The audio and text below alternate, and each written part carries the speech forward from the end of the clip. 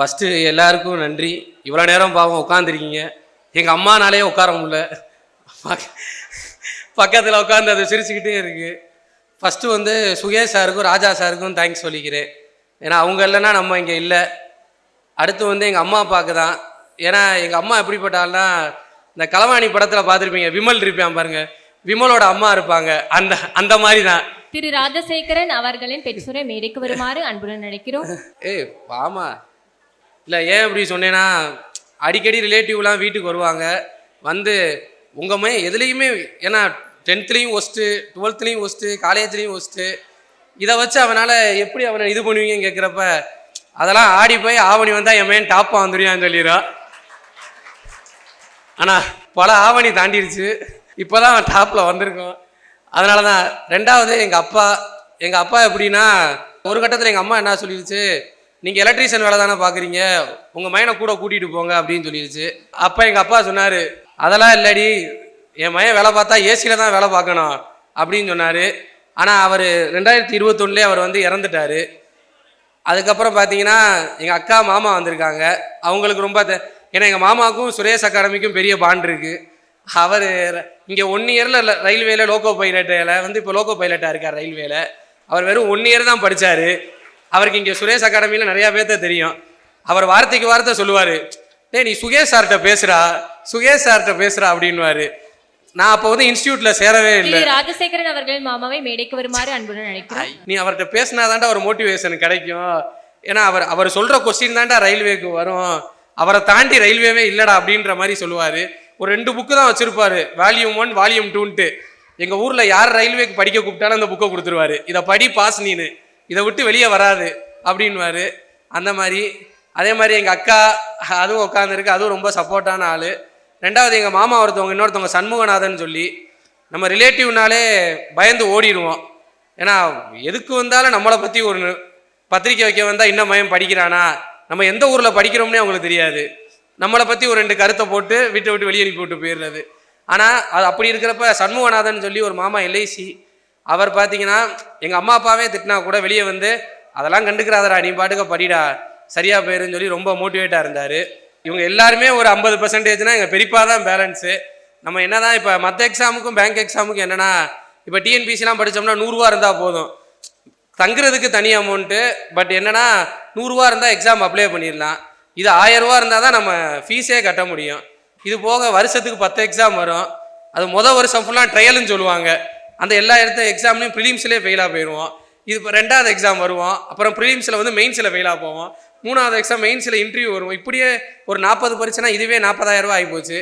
இப்போ வரைக்கும் என்னை ஃபினான்ஷியலாக பார்த்துக்கிட்டு இந்த வேலை கிடச்சதுக்கு முக்கிய காரணமே எங்கள் பெரியப்பா தான். ஏன்னா அவர் ஒரு ரிட்டையர்டு செக்ரட்டரியேட் ஆஃபீஸர். அவர் என்னதான் நான் ஸ்டார்டிங்கில் எல்லாருமே சப்போர்ட் பண்ணுவாங்க, அப்படி இது இப்படி படி, அங்கே வேலை இருக்குது இங்கே வேலை இருக்குன்ட்டு. ஒரு நாளடைவில் அவங்களுக்கே பயம் வந்துடும், இவன் ஒரு வேளை வேலைக்கு போயிடுவானோ அப்படின்ட்டு. அப்போ கடைசியில் எங்கள் பெரியப்பா தான் இன்னைக்கு வரைக்கும் என்னை இங்கே தூத்துக்குடி இப்போ வர்றதுக்கு கூட அவர் தான் எனக்கு அமௌண்ட் கொடுத்து போயிட்டு வாடான்னு சொல்லுவார். அதனால் எல்லாமே அவர் ஒரு ஆள் தான் ரீசன் நம்மளுக்கு. இது போக நான் எஸ்பிஐ ஃப்யூச்சர் அஸ்பிரண்ட்டுக்கு என்ன சொல்கிறேன்னா, இங்கே பேசுகிறதெல்லாம் பார்த்து பயந்துடாதீங்க. நார்மலாக படித்து நம்ம ராஜா சார் என்ன சொல்கிறாரோ இன்ஸ்டியூட்டோடு அப்படியே ஒத்து போயிருங்க. ஏன்னா நான் இன்ஸ்டியூட்டோட ஒத்து போகாதனால தான் எனக்கு லேட் ஆயிடுச்சு. இவ்வளோ நாள் நான் 2019 தூத்துக்குடி வந்தேன். இப்போ நான் பாஸ் ஆகிருக்கிறது பார்த்தீங்கன்னா 2024. ஆனால் எங்கள் ரூமில் ஒரு பையன் பார்த்தீங்கன்னா என் கூட சேர்ந்து SBIPO மெயின்ஸ் எழுதியிருக்கான், ஃபெயில் ஆகிட்டான். ஆனால் இருந்தாலும் அவனுக்கு கிளரிக்கல் நாளைக்கு வந்துடும். ஏன்னா அந்த பையன்லாம் வெறும் 6 மாதம், காலையில் எந்திரிப்பான், இன்ஸ்டியூட்டில் தான் முழிப்பான், நைட்டு இன்ஸ்டியூட் வரைக்கும் இருந்துட்டு நைட்டு தான் போவான். அதனால் வந்து இன்ஸ்டியூட்டை விட்டு வெளியே போயிடாதீங்க. ஏன்னா உங்களுக்கு காலையிலேருந்து சாயந்தரம் வரைக்கும் இங்கேயே உங்களுக்கு பொழுது ஓடிடும். வெளியே போனோம்னா நம்ம தேவையில்லாததில் வந்து கான்சென்ட்ரேட் பண்ண ஆரம்பிச்சிருவோம். அதே மாதிரி உங்கள் ஃப்ரெண்ட்ஷிப் சர்க்கிளை நல்லா வச்சுக்கோங்க. ஏன்னா என்னோடய ஸ்டார்டிங்கில் வந்து ராகவன், ஜெய்சூர்யா இவங்கெல்லாம் எப்படின்னா இப்போ ஒர்க்கில் இருக்காங்க, வேலைக்கு போயிட்டு வந்து நம்மளுக்கு வந்து சொல்லிக் கொடுப்பாங்க. நம்ம அந்த மாதிரி கொஞ்சம் ஃப்ரெண்ட்ஷிப்பை வச்சுக்கிறணும். இல்லைன்னு வச்சுக்கோங்களேன், நம்ம ஏன்னா அவங்களாம் வேலைக்கு போயிடுவாங்க, நம்ம மட்டும் இருப்போமா, அப்புறம் சொல்லிக் கொடுக்க ஆள் இருக்காது. அதனால் கொஞ்சம் ஃப்ரெண்ட்ஷிப்பை நல்லா வச்சுக்கிறணும். அதே மாதிரி இப்போ சக்ஸஸ் மீட்லாம் மோஸ்ட்லி யாரும் வரமாட்டாங்க. இப்போ இவ்வளோ பேர் உட்காந்துருக்கதே பெரிய விஷயம். எங்கள் ரூம்லேயே கூப்பிட்டேன், நீ பேசுகிறத நான் பார்க்கணுமாடான்னு சொல்லிட்டு வரமாட்டேன்ட்டாங்க. ஏன்னா இதான் உண்மை. ஆனால் என் லைஃப்பை வந்து மாற்றினது ஒரு சக்ஸஸ் மீட்டு தான்.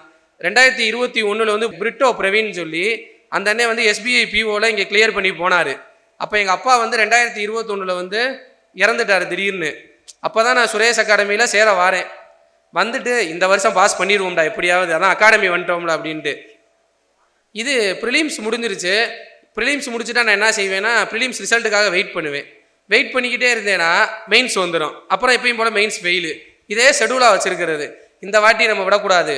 ப்ரிலிம்ஸ் அடுத்த நாளே மெயின்ஸுக்கு ஜிகேவை எடுத்துகிட்டு, ஆனால் எடுத்துகிட்டு பார்த்தா 2வது நாள் எங்கள் அம்மா ஃபோன் பண்ணுறாங்க, வாடா அப்பா அப்படி வேலை மாடல அட்மிட் பண்ணியிருக்கோம் வாடான்றாங்க. போய் சும்மா நார்மலாக ஹார்ட்டில் ஒரு சின்ன ப்ராப்ளம்ட்டு போகிறோம். அடுத்த நாள் வரும்போது பாடியாக தான் வீட்டுக்கு எடுத்துகிட்டு வந்தோம். அதோட அப்போ எங்கள் அம்மா என்ன பண்ணி, எங்கள் அம்மா நீ எங்கேயும் போகாத, ஏன் மெயின்ஸ் இருக்குமா, பரவாயில்ல நீ எங்கேயும் போகாதன்றுச்சு. அதோட நான் வீட்டிலேயே தான் இருந்தேன். அப்போ வந்து எங்கள் மாமாவும் அக்காவும் தான் எங்கள் அம்மாவை கொஞ்சம் பாதி பார்த்துக்கிட்டாங்க. அப்போ எங்கள் அம்மாவுக்கு வந்து நான் அந்த பிரிட்டோ பிரவீன்ன்ற ஒரு வீடியோவை போய் எடுத்துகிட்டு போய் காமிச்சேன். இங்கே அவர் சுரேஷ் அகாடமியில் அவர் பேசியிருப்பார். ஏன்னா அவங்க அம்மாவும் அதே பரீட்சைக்கு முன்னாடி ஒரு நாள் இறந்துருப்பாங்க. அதை அவர் எனக்கு கூட அதை சொல்ல தெரில, அவர் கிளியராக சொல்லியிருப்பார். அப்போ கூப்பிட்டு போய் எங்கள் அம்மாட்ட போய் அம்மா அந்த அண்ணன் இப்படி பேசியிருக்காருமான்ட்டு. அப்புறம் அந்த அண்ணனோட ஃபோன் நம்பரை வாங்கி நானாக தான் எல்லாமே பேசினேன். இப்போ வரைக்கும் இப்போ பாஸ் ஆகிட்டேன்றக்காக சொல்லலை, இப்போயும் இசுக்கு பக்கத்தில் வாசுக்கு பக்கத்தில் என்ன வரும்னு தெரியாது இங்கிலீஷில், இப்போ வரைக்குமே தெரியாது. ஆனால் ஐபிபிஎஸ் பிஓ மெயின்ஸில் 20 மார்க் எடுத்திருந்தேன். அதுக்கு எல்லாத்துக்கும் ரீசன் வந்து அந்த அண்ணன் தான், பிரிட்டோன்றவர் தான். ஏன்னா இங்கிலீஷ் நியூஸ் பேப்பர் வந்து படிக்க சொன்னார் என்னைய. அவர் தூத்துக்குடிக்காரர் தான், இப்போ எஸ்பிஐ அசிஸ்டன்ட் மேனேஜர் ஆகிட்டார். அவர் தான் வந்து முழுக்க இப்போ கூட எனக்கு இன்டர்வியூக்கு முன்னாடி அவராக ஃபோன் அடிக்கிறாரு. ஏன்னா அவர் ஃபோன் அடிக்கணும்னு நம்மளுக்கு அவசியமே இல்லை. அவராக ஃபோன் அடித்து நீ இப்போ ஒருவேளை நீ இன்டர்வியூவில், நான் சொன்னேன் அண்ணே இவ்வளோ தூரம் வந்ததே பெருசுனே நான் அப்படின்னு சொன்னேன். நீ இன்டர்வியூவில் ஃபெயில் ஆனாலும் நீனும் ப்ரிலிம்ஸ் ஃபெயில் ஆனவனு ஒன்று தான்டா, அதனால் நீ வந்து இந்த சும்மா பெருமைலாம் பேசாத. என்னமோ நான் எஸ்பிஐ பிஓ மெயின்ஸ் போயிட்டேன், நான் பாஸ் ஆகிட்டேன்னு பெருமைலாம் பேசாத, இன்டர்வியூவில் பாஸ் ஆனால் தான் உனக்கு பெருமை அப்படின்னு அவர் தான் என்னை சொல்லி இந்த அளவுக்கு கொண்டு வந்து.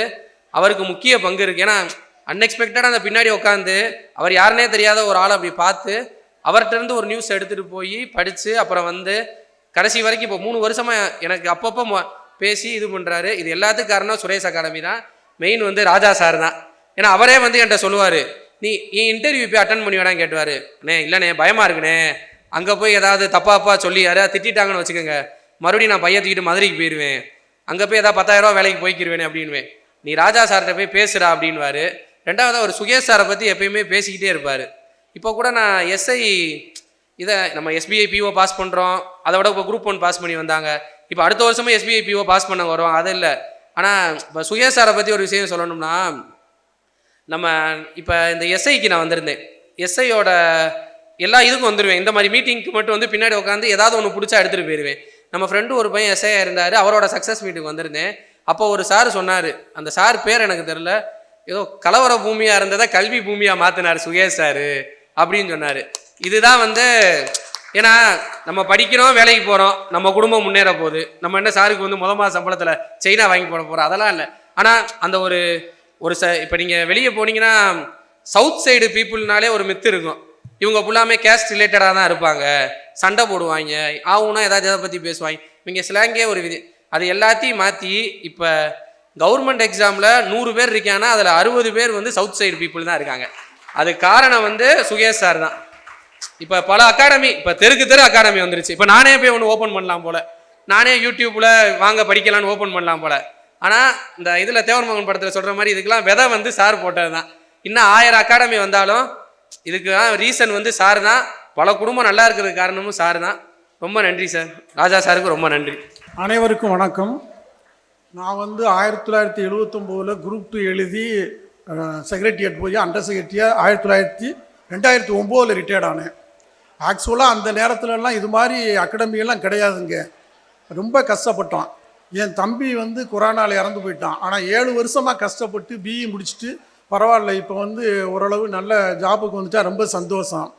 இந்த சுரேஷ் அகாடமி ஆரம்பித்த பிறகு இப்போ மதுரையிலையும் அவங்க பிரான்ச் ஆரம்பிச்சிட்டாங்க. மதுரையிலையும் நல்லா நடந்துக்கிட்டு இருக்கு. மதுரையிலையும் நான் நிறையா பேர் அங்கே சேர்க்க சொல்லியிருக்கேன். நானும் அவங்களுக்கு ஹெல்ப் பண்ணுறேன், அவங்களுக்கெல்லாம் புக்ஸ் எல்லாம் வாங்கி கொடுத்து. ஆனால் நீங்கள் செய்கிற பணி ரொம்ப தெய்வ பணி. அது ஒரு கோயிலை கட்டுறதை விட இது வந்து நம்ம பிள்ளைகள்லாம் ஏழ்மையான பிள்ளைய கூட மேலே வர்றாங்க பாருங்க. என் மையம் பாஸ் ஆனது ரொம்ப, அவங்க அப்பா இல்லைன்னு எனக்கு ஒரு எல்லாருக்கும் ரொம்ப நன்றி. இவ்வளோ நேரம் உட்காந்து கேட்டதுக்கு. எங்கள் அம்மாட்ட எங்கள் பெரியப்பா புக்கு கொண்டு வந்திருக்காருன்னு எனக்கே தெரியலை. ஏன்னா அவர் உங்களை கேட்டுக்கிட்டே இருப்பார் சார். ஏன்னா அங்கே இருக்க சுரேஷ் அகாடமியில் ஒரு 10 ஸ்டூடெண்ட்டை சேர்த்து விட்ருக்காரு. எங்கள் ரிலேட்டிவ் ஃபுல்லாமே எல்லாத்துக்கும் புக்கும் சுரேஷில் தான் வாங்கி கொடுப்பாரு. எனக்கே தெரியல புக்கு கொண்டு வந்தது. Thank you sir. Suresh IAS academy வெற்றியின் முகவரி.